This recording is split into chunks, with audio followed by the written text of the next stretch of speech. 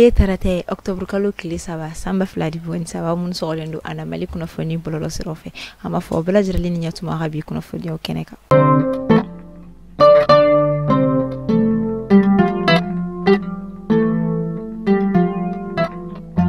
Wala sa ka sega je nyonya ani bara nyonya sisi anga jamana oni Maroko jamana ni nyonche hode sinfe anga ministre mi nyeshine do anga kiri kuma ni oye ministre de la justice et des droits de l'homme ni oye Mamadou Kasonke hale koni Femi Roi Mohamed Sis hale koni ka procureur général o bisimila ni oye Ibrahim Ben Bi o koni ga sikin kona la hukumara fecha maka wala sa o sega ben ani basigi nati ani ka bara nyonya sisi ko so be jamana fulani nyonche. Ministre de la Communication, de l'Économie numérique et de la Modernisation de l'Administration ni oye Alhamdou Aga Ilian ale koni hanga jamana chidon kludo koni nyemne Femi karoka fo congrès extraordinaire de l'Union postale universelle ni oye UPU otako nanina baro keneka mi koni ka Riyad Arabie Saoudite konala kabini octobre kalo kile folo katabla fo octobre kalo kile duru natala. Kalamilila kunungu anga jamana fa jama fe nga ni atagalaje lakana balia ani kele ukeme sababu yeka demseni chama koni mbali kata kalanso ulu konna kasangani UNICEF won ka jatim no lemunu koni kera samba flani mugan flaga na bla samba flani mugan saba konna la ayira ka foko demseni ba keme duru ulde bu yera soro ni gele yan konna la ore sinfe segu region konna la ani mopti region koni konna la ukon ken luka centre de stratégie de scolarisation accélérée ni OESSA olu kon dalele wala sa ka si demsen munu be ni de kun kon la kasi ka olu bisimila wala sa wesega garziga wara soro chuga mina ka kalanke demsen munu kon mina ni kon la olu shibata san shiki ka tabla santa ani flala baloko geleya o koni mi farafina jamana chama koni konnala mi sife mogo million chama di bi resoro o de kun konnala ore sife fe mi bank africaine de développement ni BAD o lu koni wulika jodo ke wala saka sega yelamado okula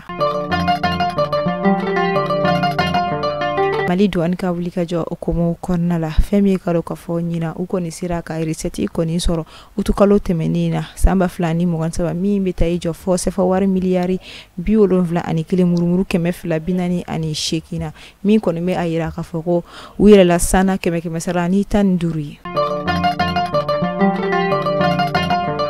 inafo akumeke anga jabana kono koroli togo ya mina hani je fanchama kele wakati ani masake siku wakati ni jonya tumbi mamunu mesoro kele daula ani sira werofo wachama kumeke joy ore sife alisisano abanga jamana marabulu do konnala ni odobe talike kaila ani akoro ya fanfera fe ore sife mamuntu samni alere kaika dinyi ale koni wajibiera kabo jamana kono katisiki Etats-Unis jamana koni ka asabuke ale koni willa ka fokabe ni ke wale nunu koni kon ale mason akeli maklikiri ore sifa ide kunsora maifo ayi fasobla ale de wile bla ka yira ka foko jamana nyama koni mafenke wala saka siga utogo ya koni yelema akilla jigla wakati do temena amame kosobe femi ni jonko kelen kera sababu kai yanfan fe kam machama de bone anina machama ide kunsoro ala kadaka munu mewele ko jon olu koni mega wili bi ka foko olu te jon ko ambela jaralini dama kaka ngamunu yere fana ba foko olu yu umati go ye olu do fana koni te son olu be katigele o koni tami kera sababu ye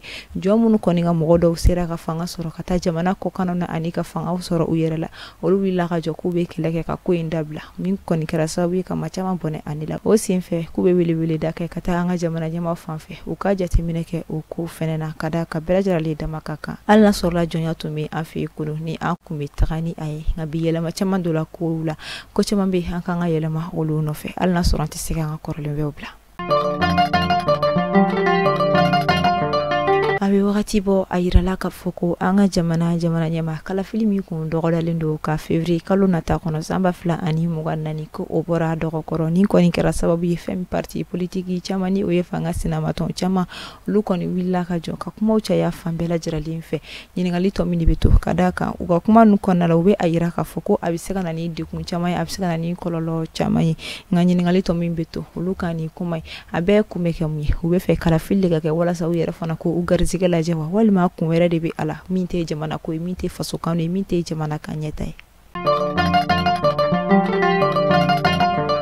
be wagati bo anga jamana konna la keren yala anga fawala ma shi koni nigilate kurantike o koni abitika shu abitika kli min koni kemega de kun chamala se femi karo ka fokera ye chakeda chama mamunu me barake ni kurain keren yala ore sinfe ni chakeda tikla mado koni wele bila ko femi karo ka fo energy du malini o edemi ukabuka nyefolike ni mbesabu ye minyi fere munu meseka sorla ani abena ba wakati joli kono wala sa ulube seka utanu blado kada ka ibe soroga disirami ni o datugula ina ke masirile ni tina seka soro koni ke kika musaka o bela jidale koni soro jamana betu ko mina dugulente mashila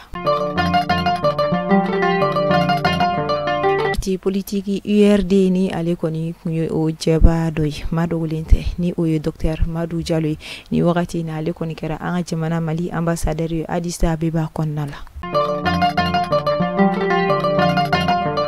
Église évangélique du Mali ale koni sankemena koni dafara octobre kalo klifolo karidon samba fla ani mugan saba min koni sife anga jamana chrétien dina tiglama olu koni bora fantman nani bela jaralin fe kaseka ugani sojaw koni yira femi pasteur Sandra Jarani o comité exécutif de l'église évangélique du Mali o koni nyamai aye ayira ka fo commissionnaire folo no koni nana anga jamana kono olu nana ka be samba kilikeme kono to mugan ani sabani o sa keme be ben samba fla ani muga ani saba konima nin koni yana jain kerani don ani tegere ani ala barkada chama wa ani dilli chama kan yashi anga jamana ma wala sabe ani basigi be sega se igana to kumina amma fo ala ka bato kelon bela jirale mine kasangani direction nationale de l'enseignement normal koni kala yinin dowe ani uka bolo di nyoma uni bank mondial ni nyogonche lu koni sira kati cercle konnala kasega femi dugumisene munubino o meturu walma kapu munubino kaseka o la kol meturu fara nyonga kasega formation ke o kuna min koni kera kata septembre kalo klimu ganduru kata septembre kalo klimu ga ani konotola ni koni kera sabi kamo go binani kasega ulu koni lakaku okumu konnala min koni metalike anga jamana kala kula wala sawu be sega doniya nyana majitu kumina kala nduma anga jamana nyama koni ngani ya dota wala saka siga yelema koni do décret do la mi koni décret de 2021 wala saka siga wulika joke femi wari be do bamagati moko kuna tugumna ani ubesika marama fonso rasiram fe kasiga fusiri udana mado septembre kalo klimuwa ani fla samba fla ni mugan saba anga jamana yerma horanya tali san yelema nyana je don kera oyi ore sinfe anga jamana nyama koni la ini do sigi sinka femi mamuno koni mbeto ka kuma fo muno me fasode unyoraki walma jamana de muno koni be ni uti jamana nyani kuma fo uti aglani kuma fo mim sega sawe ka mo koni la muruti kanyeshi jamana nyama ma ani ku la muruti ku nyoroki ka ke fangati gila ma olu koni ka kasika fosiri odana koni mo mi koni minenola inata kiriti la mauko ni kabuluka ibe kiri jona bogo jinini ka wa ika kasobete ka ata sanfla sansaba sanduru ka yele o sanfe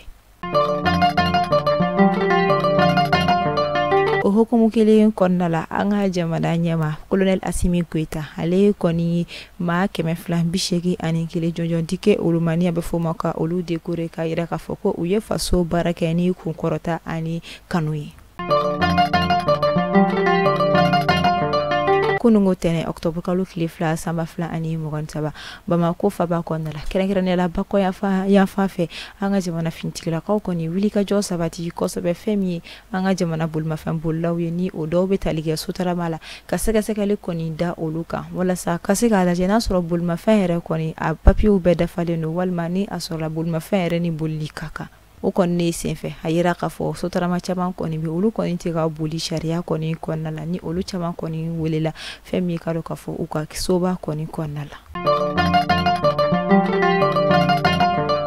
festrako ni o koni festivalier ni obike sango san korodugu dugu konnala nyina tan koni humina ke atako wolonfla la min koni mi nyana maya kabeni uka dugu maba munu koni tino ani kabeni anga jamana koni ga yere mahorya talini soja ni o 22 septembre ore si fe nyina tan koni o gon damne la ni kurane kala mi kofe uye nyana jaw dabne ni uka dugu la la fe kulange fo ni o do wetalike uka komobo oni anyo kona chama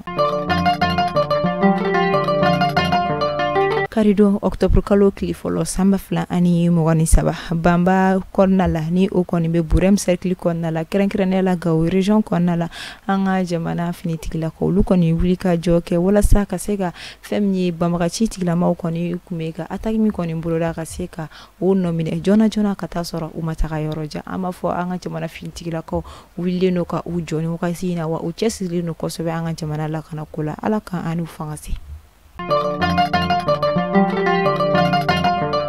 kasangani kuna funia do temeni bololo sirofe ka ayira ka foko anga jamana keleke choka helicopter do koni kunye kasara soro karido octobre kalo klifolo sama fla ani mgon saba kuna funia uye ayira ka foko okuma yin koni inte chen ko kada ka helicopter yin koni kume segu yere duku kon nala wa de kun foyite ala amta mopti regiona krenkrene la yuwaru duku konnala de maso koni mboraka uka aminu ka kamara gan koni yira kada ka kalan wilu bulu dala fo kalan wilu yera koni inkera nga femi karo ka fo uliga joma sike fer masiki sika wala sa uluka yoro koni demisenu meseka ta kalana tukubna kada ka la kana balia kerasa wika uluka kalan so koni belajara linda tuku